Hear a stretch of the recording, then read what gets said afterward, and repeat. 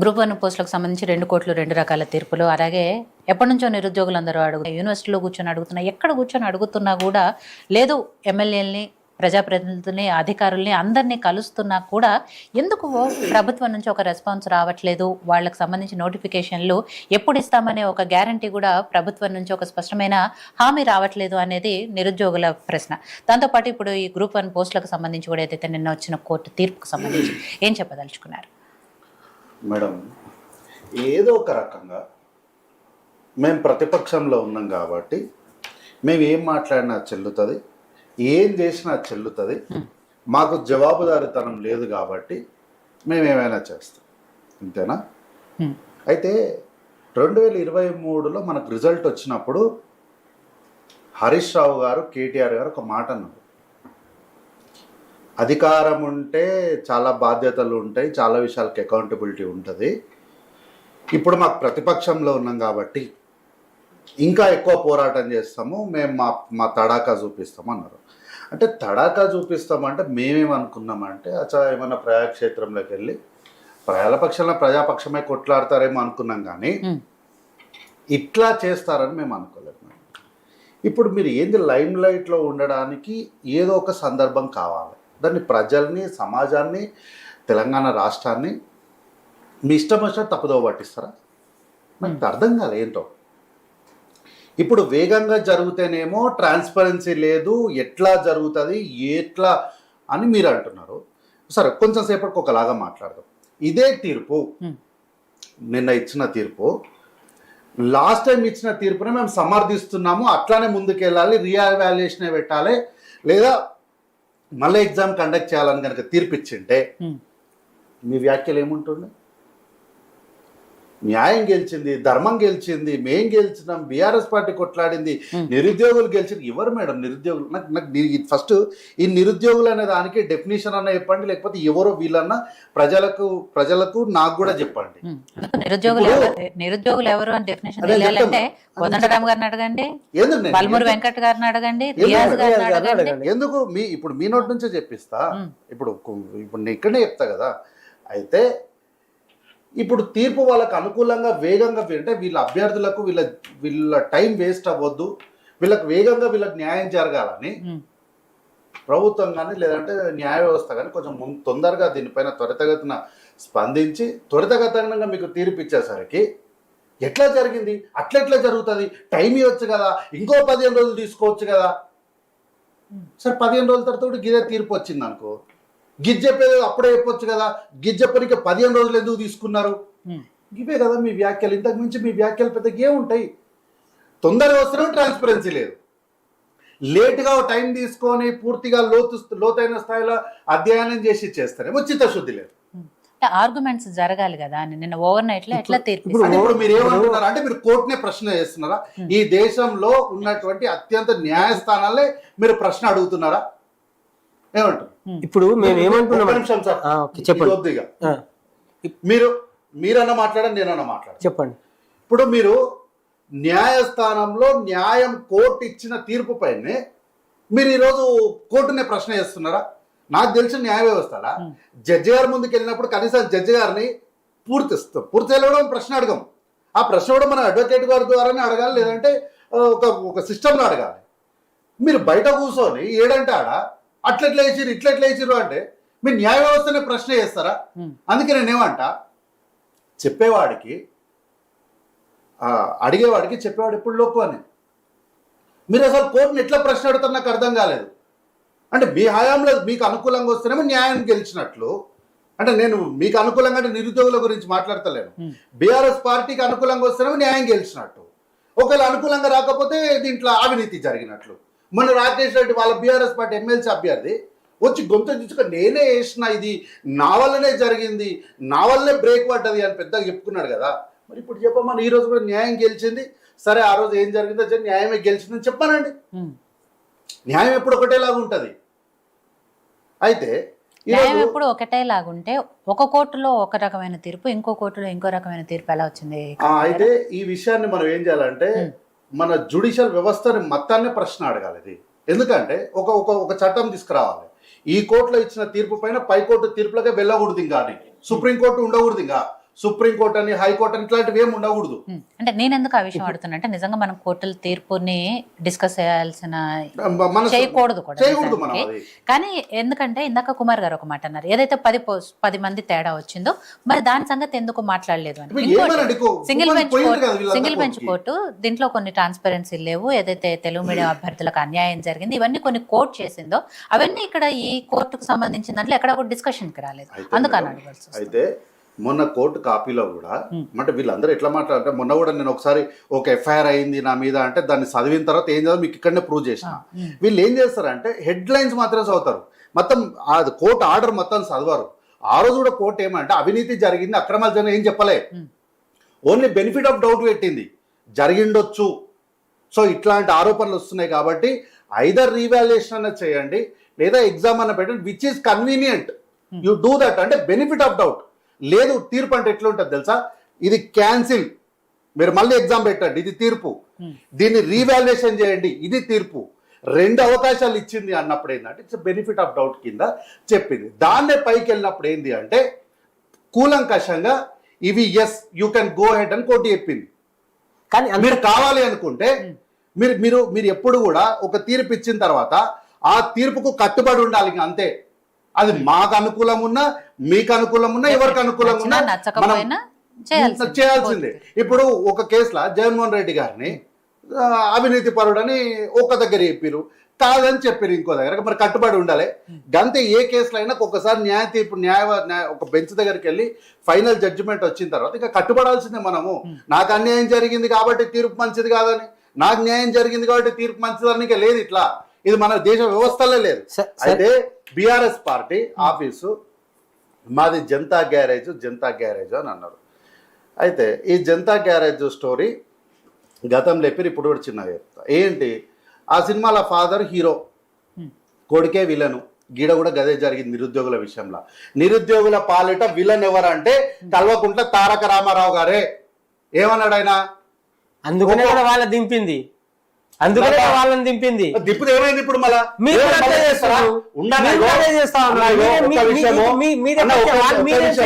మీరు మాట్లాడినప్పుడు మౌనంగా అర్థమైందా? ఒక్క నిమిషం, మీరు అడిగిన ప్రశ్నలు అన్ని ఉన్నాయి, నేను సమాధానం చెప్పొద్దు, నేనే మాట్లాడుతుంటే మాట్లాడాలి. ఇంకోటి ఇప్పుడు నువ్వు చెప్పిన దాంట్లో ఇందాక చెప్పిన దాంట్లో నేను ఒకటి చెప్తాను. మీరు రిజల్ట్ వచ్చింది కోర్టు వాళ్ళని గౌరవించాలి, మేము కోర్టు తీర్పుని గౌరవిస్తాం. కానీ మీరు అదే రోజు నైట్ 12 గంటలకు ఇచ్చుడేంది, దాంట్లో ఓన్లీ హాల్ టికెట్ నెంబర్లు వాళ్ళకి ఇచ్చిన సిస్టమ్ ఎందుకు రిజల్ట్ ఇచ్చింది ఎవరు, జడ్జిమెంట్ ఇచ్చింది నేను అడిగే కదా.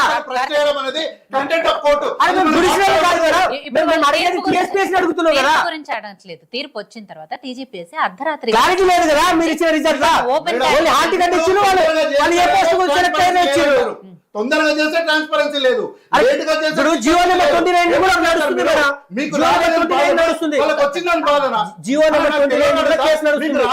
దాని కూడా రేపు ఏదో ఒకటి వచ్చింది అనుకో, మళ్ళీ వీళ్ళని తీసుకొచ్చి ఏం చేస్తారు మీరు? అంత అవుట్ చేయాల్సిన అవసరం ఏముంది?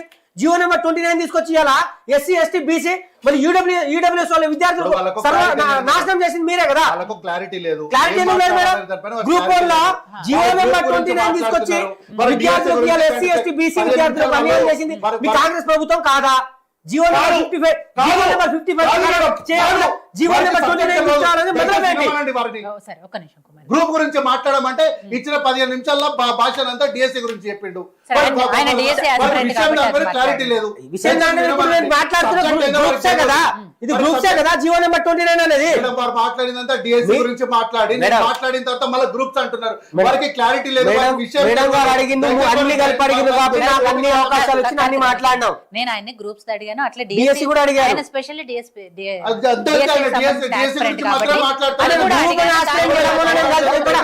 జియో నెంబర్ 29 రాకపోతే నేను మెయిన్స్ రాసేటోడిని. జియో నెంబర్ 29 రాకపోతే నేను మెయిన్స్ రాసేటోడిని. ఇప్పుడు ఏం చేయమంటారు? డిఎస్సీ గ్రూప్ 1 పోస్ట్ తెచ్చి ఆయనకి ఏమంటారు? అంతేనా? నాకెందుకు అలా జియో నెంబర్ 29 ఎందుకు పాటించారు? రిజర్వేషన్ ఈ కాంగ్రెస్ ప్రభుత్వం ఎందుకు పాటించలేదు?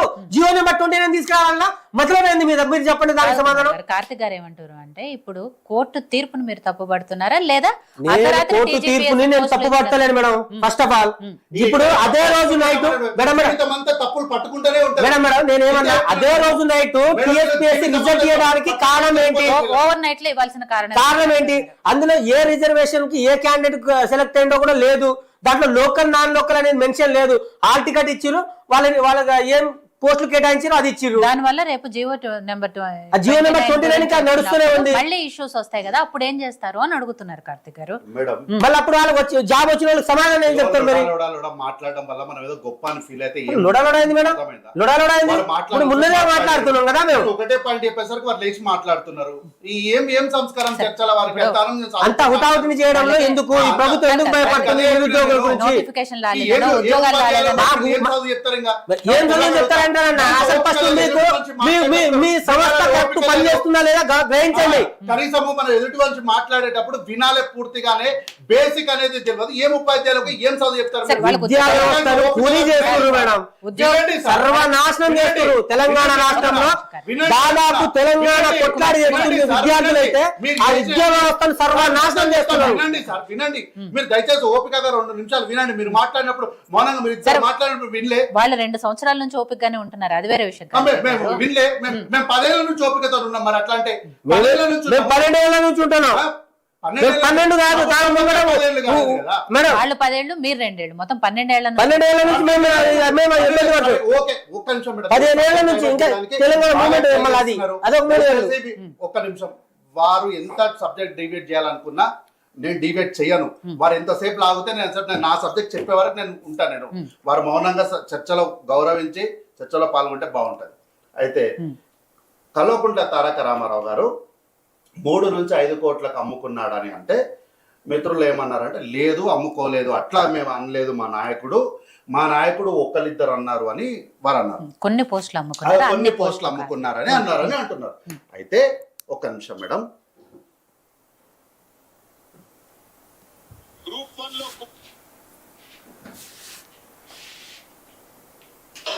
1 లో కుంభకోణం జరిగిందని, గ్రూప్ 1 పరీక్షల్లో 563 ఉద్యోగాలుంటే వాటిని కూడా అమ్ముకున్నారని చెప్పి మన ఆర్ఎస్ ప్రవీణ్ కుమార్ గారు పోతే పిల్లల దగ్గరికి వాళ్ళు చెప్తా ఉన్నారు.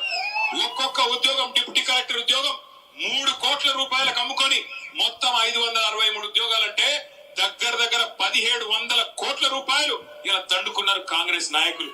పిల్లల ఉద్యోగాలు అమ్ముకుంటారు, రైతుల యూరియా అమ్ముకుంటారు. సరే, మీరు వినిపించిన దాని ప్రకారం నిజంగానే 563 పోస్టులు అమ్ముకున్నారు అని చెప్పారు. కానీ విద్యార్థులు చెప్పారు, ఆర్ఎస్ ప్రవీణ్ కుమార్ గారు నిరుద్యోగుల దగ్గరికి వెళ్తే వాళ్ళు చెప్పారు అని ఆయన అన్నారని చెప్పలేదు. ఆ సార్ గురించి చెప్తా మేడం, ఆ సార్ గురించి చెప్తా. ఆ సార్ నేను ఎందుకు ఇచ్చి పెడతా? ఆ సారే చెప్తా. కేసీఆర్ ఒక్కొక్క గ్రూప్ 1 ప్రశ్నాపత్రం 10 లక్షలకు అమ్మిండు ఆర్ఎస్ ప్రవీణ్ కుమార్. 2022 అక్టోబర్ నెలలో జరిగిన పరీక్షకు హాజరైంది 2,86,051 మంది విద్యార్థులు.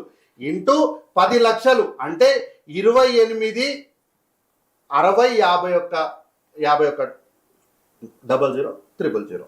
కేసీఆర్ 28,060 కోట్ల 51 లక్ష కుంభకోణాలు చేసిండు. ఆ రోజు ఆగనా మీ అంతా మేధావి కాదు, మాకు చిత్తశుద్ధి మాత్రం. ఇది ఆర్ఎస్ ప్రవీణ్ కుమార్ గారు 2022లో ఆ రోజు ముఖ్యమంత్రిగా ఉన్నటువంటి కల్వకుంట్ల చంద్రశేఖర్ రావు గారి గురించి వేసినటువంటి ట్వీట్. ఇది ఆ రోజు ఇచ్చినటువంటి ట్వీట్. ఆ రోజు కేసీఆర్ గారు 10 లక్షలకు అమ్ముకున్నాడు అని చెప్పింది కూడా ఇదే ఆర్ఎస్ ప్రవీణ్ కుమార్ గారు. ఈ రోజు 3 కోట్ల నుంచి 5 కోట్లు అమ్ముకున్నాడు అని చెప్పింది కూడా ఇదే ఆర్ఎస్ ప్రవీణ్ కుమార్ గారు అని కల్వకుంట్ల తారక రామారావు చెప్తే ఆ మాట నమ్మి కల్వకుంట్ల తారక రామారావు నేను మాట్లాడినా అని చెప్తున్నాడు. ఆర్ఎస్ ప్రవీణ్ కుమార్ గారు మాట్లాడిన మాటకు లెక్కపత్రం లేదు ఎక్కడ ఈ రాష్ట్రంలో. ఎందుకు అంటే ఆయన ప్రజాప్రతినిధి కాదు, కానీ కల్వకుంట్ల తారక రామారావు గారు ప్రజాప్రతినిధి, ఒక పార్టీకి కార్యనిర్వహణ అధ్యక్షుడు. రేపొద్దున వాళ్ళు క్లెయిమ్ చేసుకునే దాని ప్రకారం ఆయన సీఎం క్యాండిడేట్ అంటారు వీళ్ళు. అట్లాంటి ఆయన ఎవరో ఒక ఆయన వచ్చి చెప్పిండని చెప్పి మాట్లాడేస్తాడా? మరి ఈరోజు ప్రజలందరూ ప్రెస్ మీట్ పెట్టి అడుగుతున్నారు. జనతా గ్యారేజ్ గురించి అడుగుతున్నారు ఈరోజు ప్రజలు. 3 కోట్లు 5 కోట్లు అన్నారు కదా, మేము అంటున్నాం 10వ వంతు ఎవరిచ్చినారో చెప్పండి అని. ఎవరు చెప్తలేరు దాని గురించి. కాబట్టి ఈ రాష్ట్రంలో కొంతమంది ఆర్ఎస్ ప్రవీణ్ కుమార్ లాంటి వాళ్ళు కొంతమంది ఈ రాష్ట్రంలో జమై నిరుద్యోగుల పాలిట శాపంగా విలన్లుగా నిలబడుతున్నారు. వాళ్ళు కొన్ని కాలేజీల దగ్గరికి వెళ్ళి, కొంతమంది ఇండస్ట్రియల్స్ దగ్గరికి వెళ్ళి, కొంతమంది బిజినెస్ వాళ్ళ దగ్గరికి వెళ్ళి ప్రతి నెల కోట్ల రూపాయలు తెచ్చుకొని కొంతమందిని జమేసి వాళ్ళు అనవసరంగా ఏ ప్రభుత్వం ఉంటే ఆ ప్రభుత్వం పైన ఏదో ఒక రకమైన ఆరోపణలు చేయాలి, ఏదో ఒక రకంగా ఏదో ఒక విధంగా ప్రభుత్వాన్ని నిందించాలి. రాష్ట్రంలో ఎవ్వరు సుపరిపాలన అందించకూడదు. అనవసరమైనటువంటి నిరాహార దీక్షలు చేయాలి. మళ్ళీ దానికి ఆమరణ నిరాహార దీక్ష చేయాలంట. ఈ ఆమరణ నిరాహార దీక్ష అంటే ఏందో నాకు తెలిసినంత వరకు, నేను చదువుకున్న దాని ప్రకారము ఆమరణ నిరాహార దీక్ష అంటే పొట్టి శ్రీరాములు గారు రాష్ట్రం రావాలి, నేను చచ్చిపోయినా సరే అని అలాస్తికైన ప్రాణాలు కూడా ఇడిచిపెడితే ఆ రోజు తెలుగు రాష్ట్రం అనేది ఏర్పడింది. ఆమరణ నిరాహార దీక్షకు అర్థమే ప్రాణం పోయినా సరే మనం అనుకున్న లక్ష్యాన్ని సాధించాలి. కానీ నినాకం ఒక ఆయన వచ్చి నేను ఆమరణ నిరాహార దీక్ష చేస్తాడు. మరి ఇప్పుడు వచ్చి ఈరోజు ఎందుకో 4 గంటలకు వచ్చి దీక్షను విరమించేసిండు. ఎందుకు విరమించిండో ఎవరికి తెలియదు. ఆమరణ నిరాహార దీక్ష అనే దాన్ని ఆ సబ్జెక్టుకు ఆ పదానికున్న శాంటిటీనే వీళ్ళు మార్చేస్తున్నారు. దీనికి కారణం ఎవరు? నేను అందుకే అంటున్నా, కొంతమంది వీళ్ళు ఇట్లా జమై ఏం చేస్తున్నట్టు ఈ రాష్ట్రంలో ఏ ప్రభుత్వం కూడా ఉండకూడదు. అంతిమంగా ఏంది అంటే వీళ్ళు ఏదో ఒక రకంగా వీళ్ళకు డబ్బులు కావాలి. వీళ్ళకి అధికారం కూడా అవసరం లేదు. వీళ్ళకి కావాలి ఫైనాన్స్, డబ్బులు కావాలి, లగ్జరీ లైఫ్ కావాలి. దానికోసం ఎంతమంది ఎట్లా బలైపోయినా సరే పర్లేదు. వీళ్ళకు 500 పైచీలకు మంది అభ్యర్థులకు ఈరోజు గ్రూప్ 1 పోస్టులు వస్తుంటే పోయి అడ్డం పడ్డది మీళ్ళే. మళ్ళీ దీన్ని ముందుకు తీసుకెళ్లి వారికి రిజల్ట్లు ఇచ్చిన తర్వాత కూడా రిజల్ట్ అని కూడా మళ్ళీ మీరు తప్పుదో పట్టించడానికి అమాయకులైనటువంటి వాళ్ళు. పాపం ఈరోజు మాట్లాడే మా కుమారన్న లాంటి వాళ్ళు కొంతమంది ఇదే వేదిక పైన కొంతమంది విద్యార్థులు వచ్చి మాట్లాడిపోయారు. పాపం వాళ్ళంతా అమాయకులు, వాళ్ళకి రూపాయి లాభం లేదు. వాళ్ళు చేసే వ్యాపారాలు, వాళ్ళు చేసే అవినీతి అంతా తెలియని మా విద్యార్థులు వాళ్ళు చెప్పిన మాటలు విని మీకు ఇట్లా కొట్లాడితే ఏదో జరుగుతుంది, మీకు ఉద్యోగం వస్తుంది వాళ్ళు ఏదో చెప్తే దాన్ని నమ్మి అదే నిజం అనుకొని వచ్చి ధనాధన ఆవేశంగా మాట్లాడతారు. వాళ్ళకి తెలియదు పాపం వీళ్ళేమో అమాయకులు, వీళ్ళకి రూపాయి లాభం లేదు. కుమార్ గారు, అశోక్ గారు, నిజంగా మీ తరపున ఆయన పాపం 10-15 రోజుల నుంచి